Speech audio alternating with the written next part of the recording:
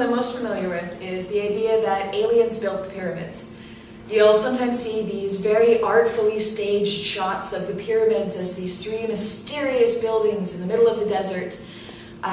We've all heard that there's no writing in the pyramids. There's nothing within it to say what it is, therefore aliens.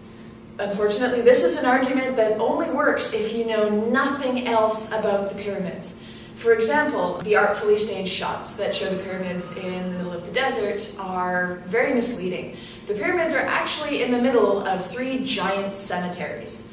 All around the pyramids are different tombs and graves from high officials, the royal family, many different important high-ranking people in ancient Egypt, and within those tombs are plaques that tell who's buried there, who they are, why they're important, and usually what titles they have, what honors they were given in life, and who they owe that all to, which is the pharaoh.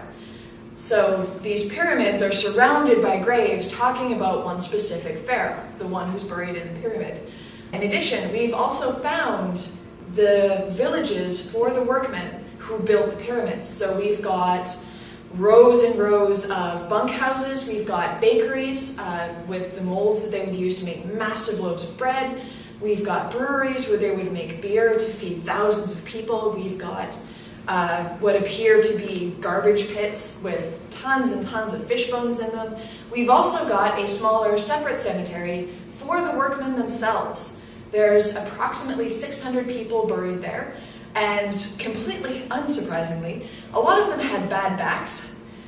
When you're working with several ton blocks of stone, that's not surprising. A lot of them also had broken bones that had healed over, indicating that they received medical care, which I think is really, really interesting. Another thing about the pyramids is there is writing in the pyramids.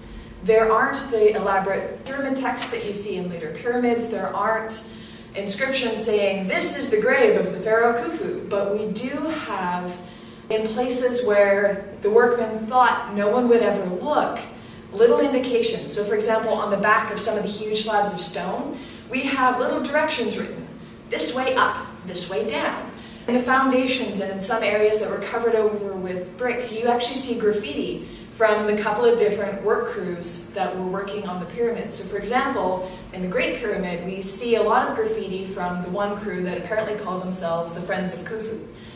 And they've got little scrawls all over the place once you start to look behind the casing stones. In the Pyramid of Menkaure, you see a lot of graffiti from one crew that was called the Drunkards of Menkaure, which to me says people just don't change, right? You find this graffiti and it's almost exactly the same sort of thing that you see tagged in skateboard parks today. So-and-so was here. That's what we want. We want to be remembered, right? And they wanted the exact same thing. And if there's one thing that I've learned from studying history, it's that people, who we are, human nature, doesn't change. Just the outward appearance does.